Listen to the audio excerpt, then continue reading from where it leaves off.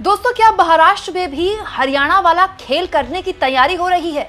आखिर ठीक महाराष्ट्र के चुनाव की तारीखों के ऐलान के बाद एनडीए में इतनी बड़ी टूट कैसे हो गई?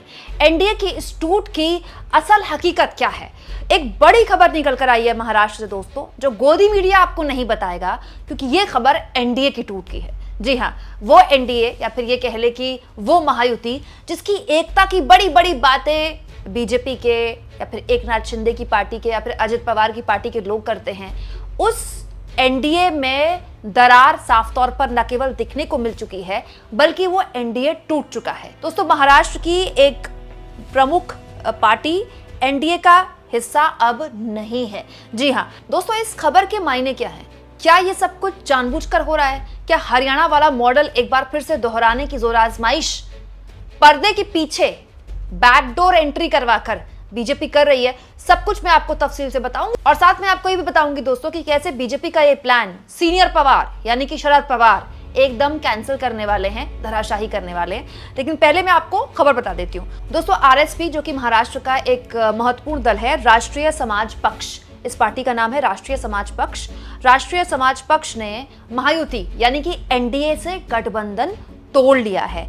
आरएसपी के अध्यक्ष महादेव जानकर ने बकायदा इसका ऐलान करके बताया कि अब हम एनडीए का हिस्सा नहीं हैं और अब हम विधानसभा चुनाव अकेले लड़ेंगे। दोस्तों, यही नहीं, ऐलान तो ये भी कर दिया गया है कि महाराष्ट्र की 288 सीटें जो हैं उन सब में ये अपने कैंडिडेट उतारने वाली है। अब 288 सीटों पे अगर ये पार्टी आरएसपी चुनाव लड़ती है तो ये किसका खेल बिगाड़ेगी और कैसे शरद पवार इस खेल को वक्त से पहले ही समझ गए हैं, सब कुछ मैं आपको तफसील से बताऊंगी।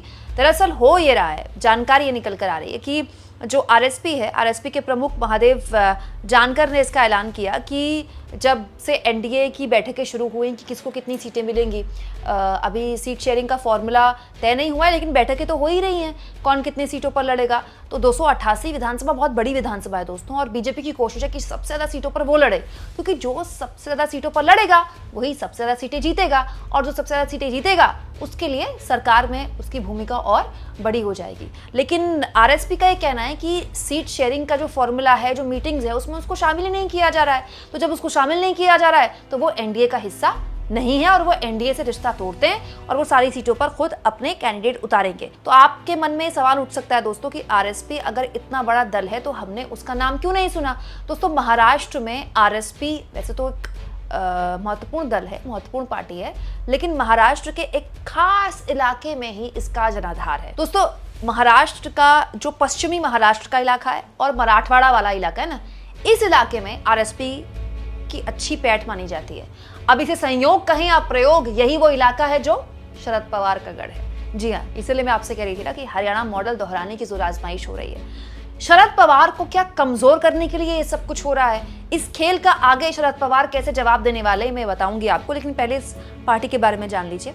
आरएसपी की जो प्रमुख है महादेव जानकर, ये गडरिया समाज से आते हैं दोस्तों, और महाराष्ट्र में ये जो गडरिया समाज या फिर कह ले धनगर समाज है, इसकी जो आबादी है 2011 की जनगणना के मुताबिक 1 करोड़ है, जो कि काफ़ी बड़ी, और आज के दौर में तो हर सीट में समीकरण अलग होते हैं, तो बहुत बड़ी आबादी मानी जाएगी इसे। और राज्य में करीब 11.2 करोड़ आबादी है, या फिर कह सकते हैं कि महाराष्ट्र में 9% जो समाज है, महाराष्ट्र का जो 9% जनसंख्या है वो इस समाज से आती है। दोस्तों, ये जो समाज है धनगर समाज, ये अति पिछड़े वर्ग में आता है। तो आप इसे कह सकते हैं कि ना केवल ये शरद पवार के इलाके में इनका जनाधार है, बल्कि इनकी जनसंख्या भी ऑल ओवर महाराष्ट्र काफ़ी ज़्यादा है। हाँ, ये है कि पश्चिम महाराष्ट्र और मराठवाड़ा वाला जो इलाका है ना, वहाँ ये बहुत निर्णायक होते हैं। कितनी सीटों पर निर्णायक होते हैं? करीब 30 से 35 सीटों पर निर्णायक होते हैं। लेकिन वैसे इस समाज के लोग पूरे महाराष्ट्र में रहते हैं, लेकिन ऑल टोटल 30 से 35 सीटें ऐसी हैं जहाँ पर इनका प्रभाव ज़्यादा है। मतलब इनके होने या ना होने से जो पार्टी जीत रही है या जो पार्टी दूसरे नंबर पर है, उसके दूसरे नंबर से पहले नंबर और पहले नंबर से दूसरे नंबर में जाने में फर्क पड़ता है। क्यों मैं ये कह रही हूँ? क्योंकि दोस्तों, सीट निकालने की ताकत इस पार्टी में हो या ना हो, खेल बिगाड़ने की ताकत पूरी है। दोस्तों, शरद पवार का जो गढ़ है वो माणा सीट माना जाता है। महाराष्ट्र की माणा सीट जो है वो शरद पवार का गढ़ है, और 2009 में इस पार्टी के जो राष्ट्रीय अध्यक्ष हैं महादेव जानकर, महादेव जानकर ने इसी सीट से चुनाव लड़ा था और क्या आप जानते हैं कि वो 1 लाख वोट पाने में कामयाब रहे थे। बहुत बड़ी बात है। शरद पवार के गढ़ से, शरद पवार के खिलाफ चुनाव लड़के ऑफ कोर्स हार गए, लेकिन 1 लाख वोट लेना यह बहुत बड़ी बात है और ये बताता है कि इस पार्टी का कितना बड़ा जनाधार है और कितना मजबूत जनाधार है। दोस्तों 2019 का अगर आप देखें तो आरएसपी 26 सीटों पर चुनाव लड़ी थी, 1 सीट निकाली थी, 1 सीट जीती थी, 5 सीटों पर तीसरे स्थान पर रही थी और कुल जो वोट मिले थे इस पार्टी को 1,87,126 वोट मिले थे और 2014 और 2019 में एक विधायक जीते भी थे इस पार्टी के। तो इसीलिए मैं आपको बता रही हूँ कि एक बहुत ही महत्वपूर्ण पार्टी, कम से कम अपने इलाके में, जिस इलाके में इसका जनाधार है, वहां तो ये बनकर उभरी है। अब ये है दोस्तों कि ठीक चुनाव से पहले जिस तरह से आरएसपी ने अपना गठबंधन तोड़ा है एनडीए पर, तो एक सवाल राजनीति के छात्र के तौर पर मेरे भी और आपके भी दिमाग में उठेगा कि ये बिल्कुल वैसा ही खेल तो नहीं है जो हरियाणा में हुआ था। याद है ना आपको, हरियाणा में चुनाव से करीब 6-8 महीने पहले दुष्यंत चौटाला को बाहर कर दिया गया और उसके बाद विद मुख्यमंत्री पूरी की पूरी कैबिनेट बीजेपी ने बदल दी और दुष्यंत चौटाला जो कि जाटों के एक प्रमुख नेता माने जाते थे, कम से कम 2019 के विधानसभा चुनाव तक तो माने जाते थे, उनसे ये एक्सपेक्ट किया गया कि वो बड़े स्तर पर वोट कटवा के तौर पर बने। हालांकि वो नहीं बन पाए, वो अपनी सीट भी नहीं निकाल पाए, वो अलग बात है, लेकिन कोशिश तो यही थी कि दुष्यंत चौटाला के जरिए जाट वोट बढ़ जाए। खेल बिगाड़ने की कोशिश थी। तो क्या बड़ा सवाल ये दोस्तों कि आरएसपी के जरिए भी कुछ यही कोशिश की जा रही है, शरद पवार को उनके ही गढ़ में कमजोर करने की कोशिश की जा रही है। और अगर ऐसा है तो शरद पवार इस पूरे के पूरे खेल को किस तरह से समझ रहे हैं। दोस्तों 2019 के विधानसभा चुनाव में बीजेपी और आरएसपी के बीच रिश्ते खराब हुए थे, लेकिन 2024 के चुनाव में दोनों ने साथ में चुनाव लड़ा। तो आप ये सोचिए किस तरह के रिश्ते हैं कि 2019 में खराब होते हैं, फिर 2024 में अच्छे हो जाते हैं, फिर साथ में चुनाव लड़ते हैं, फिर 2024 के बाद साथ में चुनाव लड़ने के बाद फिर रिश्ते खराब हो जाते हैं, फिर अलग हो जाते हैं। तो ये रिश्ते जिस तरह से खराब हो रहे हैं, आप समझ रहे हैं ना, ये चुनावी मिजाज भी समझ रहे हैं, लग रहा है रिश्ते। और अब ये माना जा रहा है कि शरद पवार के लिए एक बहुत महत्वपूर्ण घटनाक्रम ये हो सकता है, क्योंकि शरद पवार अपने इलाके के सूरमा हैं और पिछले विधानसभा में मुझे याद था शरद पवार जिस तरह से बिल्कुल रात को बरसात के बीच अपना आखिरी भाषण दे रहे थे, बहुत इमोशनल भाषण था और इस उम्र में शरद पवार इस तरह से भाषण दे रहे हैं, उसको लोगों ने बहुत हाथों हाथ लिया और शरद पवार को अच्छी सफलता मिली पिछली विधानसभा चुनाव में। इसी वजह से महाअघाड़ी की सरकार बन पाई और शरद पवार उसमें की रोल में थे, लेकिन उसके बाद वो सरकार गिर गई, गिरा दी गई उस सरकार को, वो सारी कहानी आप जानते हैं। लेकिन शरद पवार के लिए ये चुनाव मतलब करो या मरो वाली स्थिति है, क्योंकि उनकी राजनीतिक हैसियत तो दांव पे है ही। इस उम्र में उनके लिए चुनौती ये भी है कि वो अपनी बेटी के लिए किस तरह से एक राजनीतिक विरासत छोड़ पाए।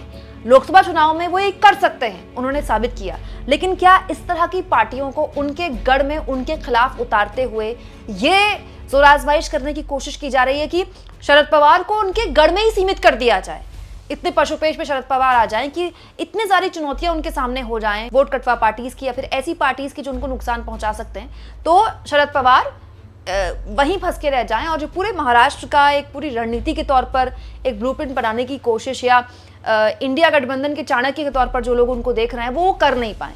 तो दोस्तों मैं आपको बता दूं, शरद पवार बहुत बहुत बड़े राजनीतिज्ञ हैं। वो आज से राजनीति नहीं कर रहे हैं, वो तब से राजनीति कर रहे हैं जब आज के जो बड़े बड़े राजनीतिज्ञ हैं ना हमारे देश में, वो अपनी अपनी पाठशालाओं में पढ़ते थे। तो शरद पवार को इस सारी चीज़ों की भनक पहले से ही होगी, ऐसा हो नहीं सकता शरद पवार को इसकी भनक ना हो। तो शरद पवार हो सकता है कि अपने स्तर पर आरएसपी के संपर्क में भी हों या फिर आरएसपी के साथ कोई पर्दे के पीछे इंडिया गठबंधन का भी समझौता हो जाए। बहुत सी चीज़ें अभी होंगी। अब आप देखिए वक्त जैसे जैसे बदल रहा है, महाराष्ट्र का चुनाव जैसे जैसे करीब आ रहा है, लेकिन एक बात आप समझ लीजिए कि महाराष्ट्र के चुनाव में वो हर चीज की जाएगी, वो हर दांव चला जाएगा जिसके बारे में आपने कल्पना भी नहीं की होगी। लेकिन दोस्तों इस पूरी खबर में एक बात समझ में आ गई ऑल टोटल कि इंडिया गठबंधन इंटैक्ट है। इंडिया गठबंधन की कोई पार्टी अपना गठबंधन नहीं तोड़ रही। दोस्तों महाअघाड़ी की कोई पार्टी अलग नहीं हुई है अपने गठबंधन से, लेकिन महायुति की एक पार्टी चुनाव के ऐलान के बाद से ही अलग हो गई। ये बताता है कि एनडीए तो कम से कम मजबूत नहीं है। आप इस मुद्दे पर क्या सोचते हैं कमेंट बॉक्स में जरूर लिखें और जितना हो सके चैनल को शेयर करें, सब्सक्राइब करें और थैंक्स और ज्वाइन के ऑप्शन से अगर आप चाहें तो कुछ आर्थिक मदद भी चैनल की जरूर करें।